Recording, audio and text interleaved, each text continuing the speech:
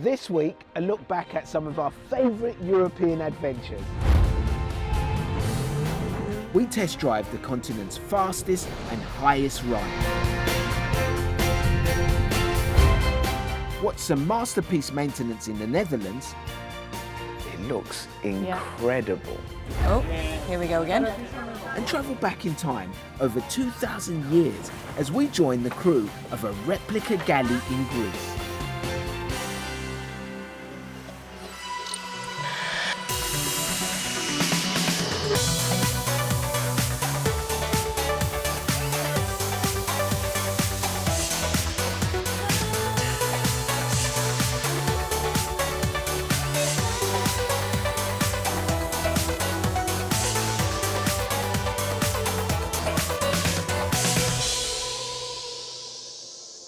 Hello and welcome to the Travel Show, coming to you from a very chilly St Pancras station. Now normally this place would be bustling with people going back and forth from the UK to the continent on the Eurostar. Pre-pandemic, it was carrying around 11 million passengers every year between Britain and mainland Europe. But that number's dropped by 95% since last March, and today I can only see 2 outbound trains on the board. Unfortunately, I'm not catching a train today as we're still under lockdown, but that's not going to stop us from looking back at some of our favourite European trips. We begin with Krista's trip to France in 2018, marking the 70th anniversary of one of the country's most iconic cars, the Citroën 2CV.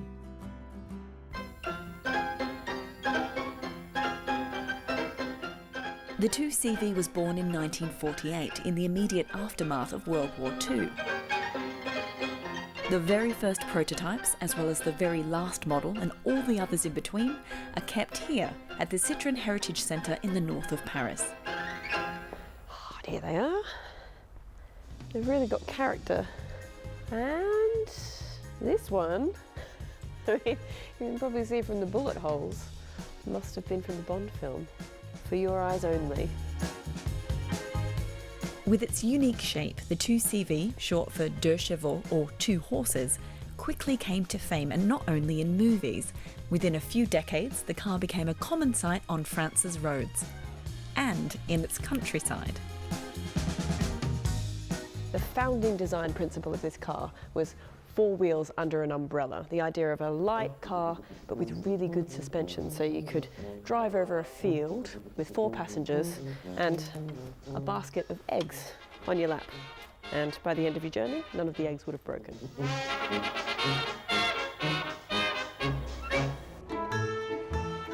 They're also a fun addition to any weekend in the capital. Bonjour! Bonjour, Christelle. Vincent, good to meet you. Good to meet you. This must be it. This is it. Your turn to drive. There we go. Vincent takes guided tours around Paris. I'm definitely going to need a lesson, Vincent. He'll even let you drive if you ask nicely.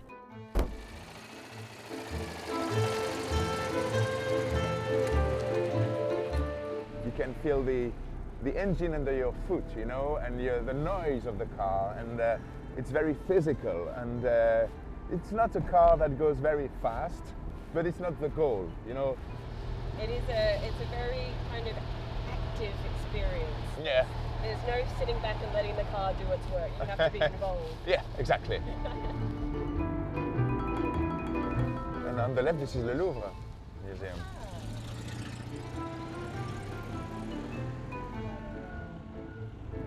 There are no airbags, the windows aren't electric, and as for AC, let's just say it's pretty rudimentary.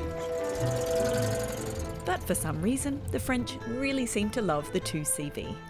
As long as that remains the case, the car they call the Tin Snail will keep ploughing its own furrow on slow lanes everywhere.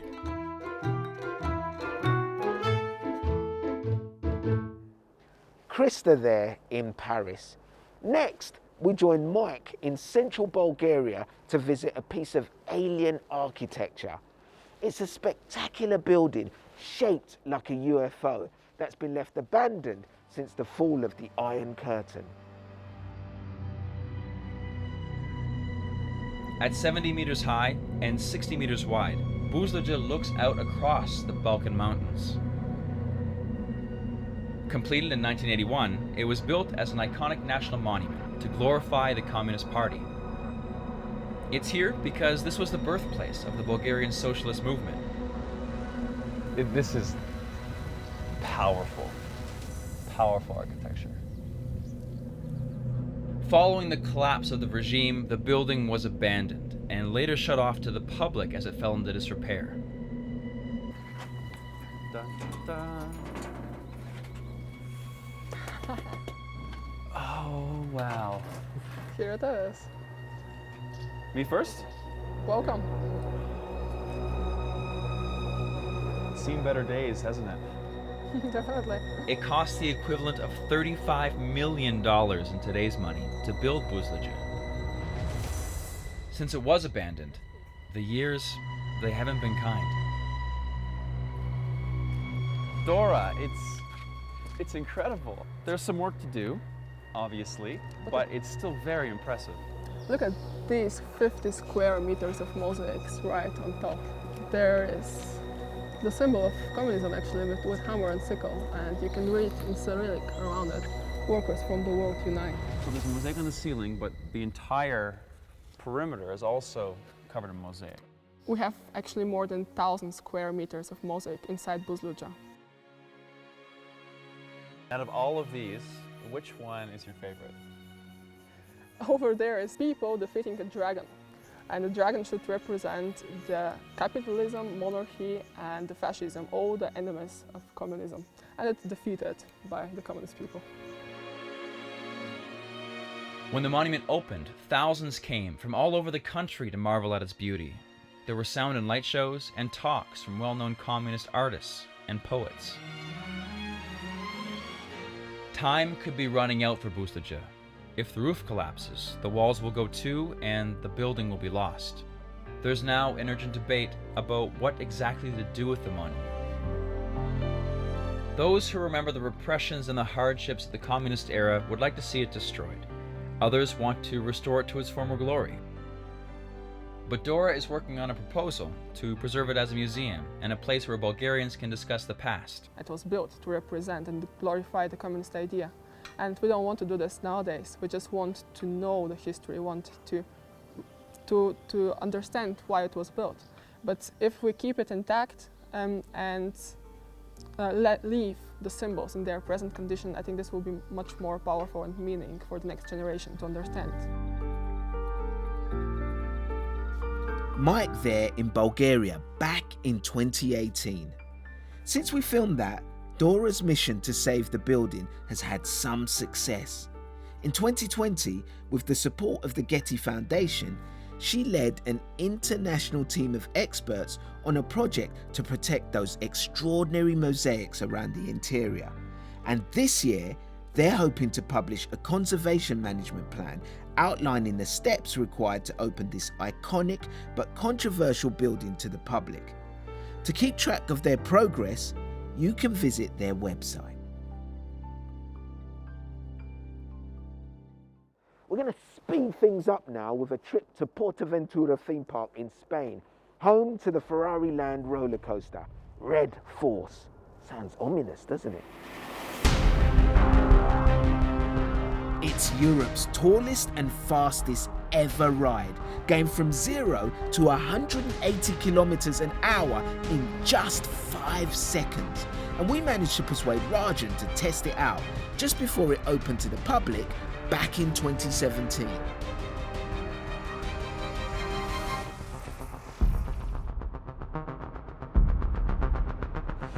How much testing goes on before it is open to the public this weekend? Around 6,000 cycles. 6,000 cycles. Okay. Thankfully, I have this veteran of nearly 1,300 different roller coasters in 21 different countries as company. What I love now, it's the thrill of the chase. It's finding those coasters that are in obscure places. I go off to places like China to find something different that you haven't done before and other people haven't gone to. I went to Dubai recently and I did 25 theme parks in 6 days. This is more than your average hobby. Marcus spends up to 2 months a year in theme parks in chase of thrills. And now advises on how to maximise roller coaster excitement.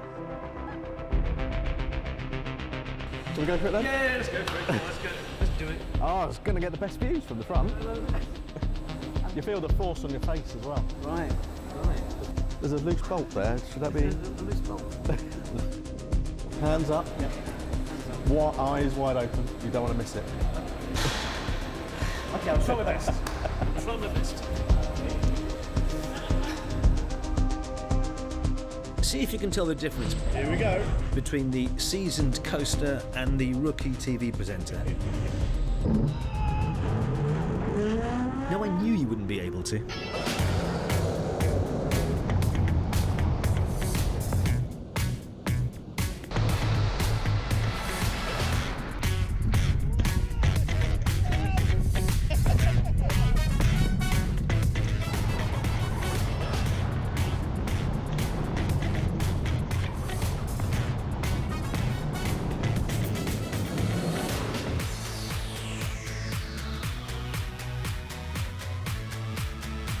Oh, what the hell?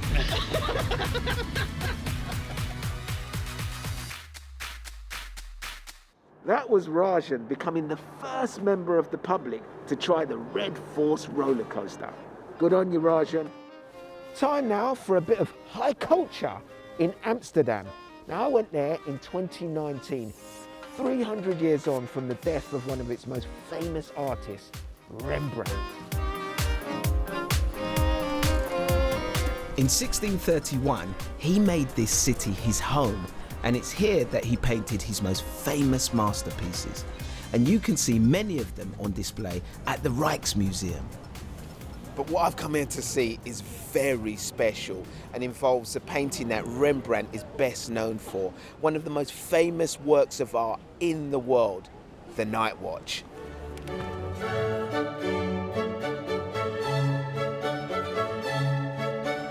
The painting is almost 4 centuries old, and over the years there have been various restoration attempts, but now the museum is undertaking the most sophisticated one ever, using high-tech methods to carry out a forensic examination of how Rembrandt actually painted the picture before restoration can begin.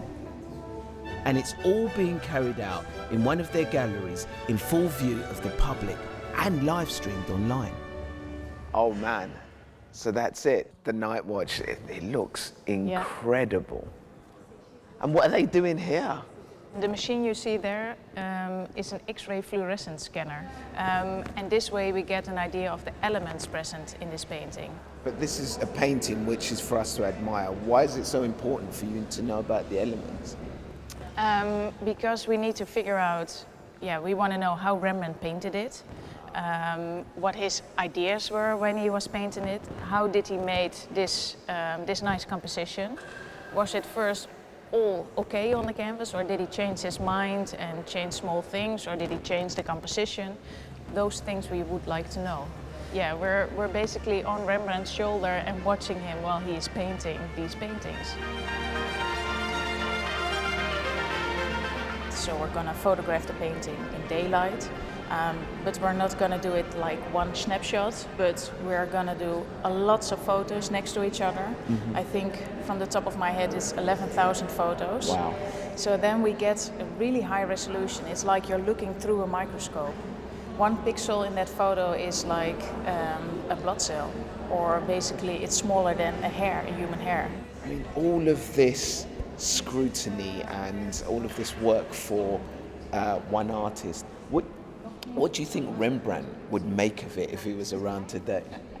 I would personally think that he would think we are crazy, but yeah.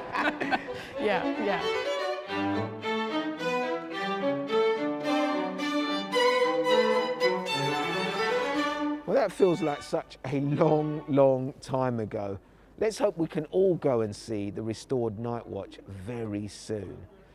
We're off to Denmark now, where somebody had the crazy idea of putting a dry ski slope on top of a renewable power station. Kat went to check it out. Fueled by waste and billed as one of the most environmentally friendly plants of its kind.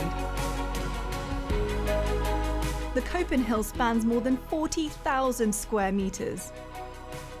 This slope I'm on works its way from the bottom all the way up the side of the building, and it's open for hikers, sightseers, and even skiers.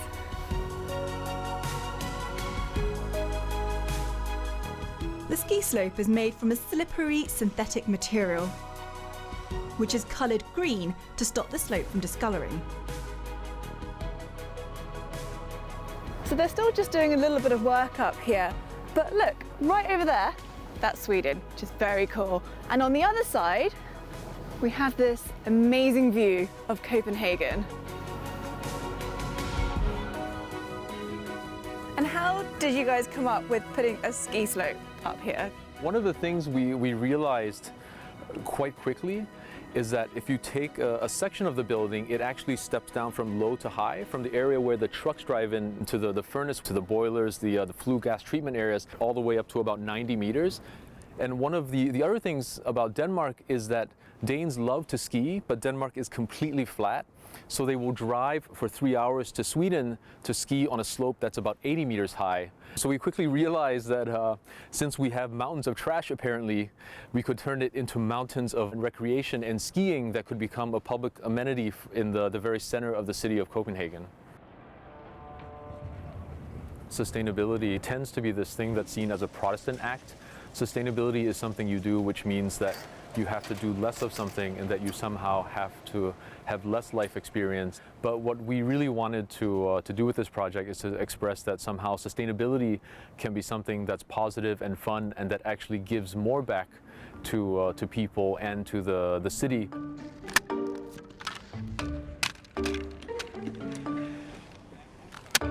So I don't really know how this is going to go, or if I'm going to wipe out.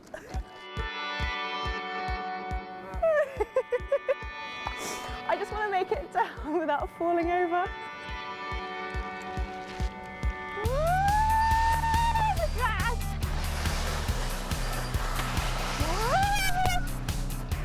After that initial wobble, I was soon feeling confident. Maybe a bit too confident.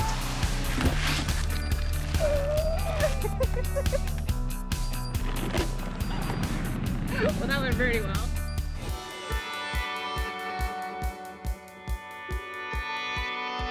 Cat there in Copenhagen. Now, the last time we saw Krista, she was driving in a Citroën 2CV around the roads of Paris.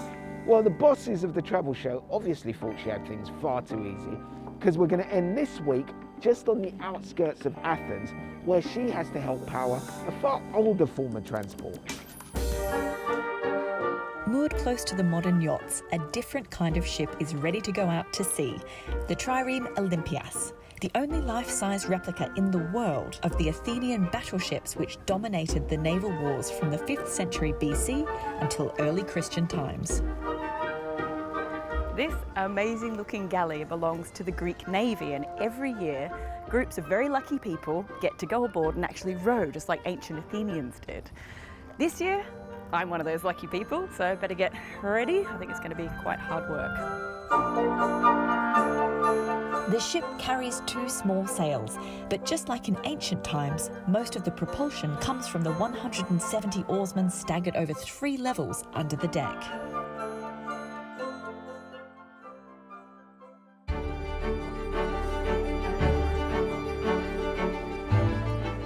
Well, my fellow rowers are starting to arrive now, so I've picked a plum spot right in the middle of the action.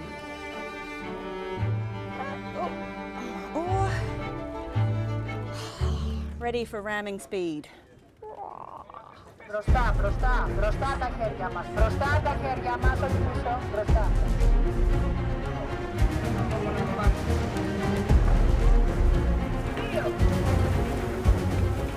Reaching speeds of about 9 knots or 17 kilometres an hour, this boat was considered pretty quick in its time. 1, 2. 1, 2. And its manoeuvrability won Athens some decisive victories at sea. The bronze ram served as the main weapon to puncture the hulls of enemy ships and to sink them. Looking around, it's almost impossible to imagine what this must have been like for the people who originally rowed these kinds of boats. I mean, to be in battle, 3 layers of different people all sweating and trying to ram another boat in the open sea. I mean, it's unimaginable given how pleasant and lovely this is today. Oh, here we go again.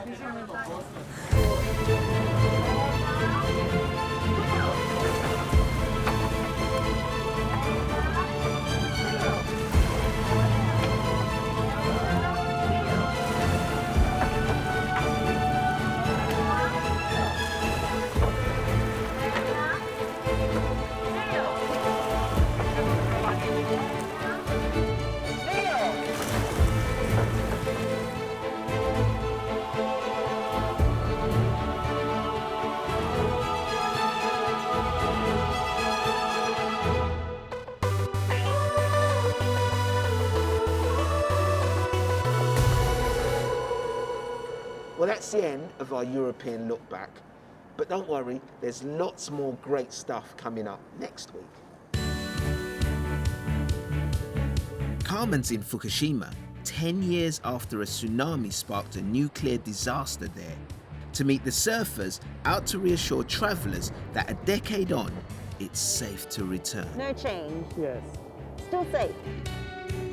Don't forget, you can watch this episode and many others again on the BBC iPlayer, and you can also follow us on social media.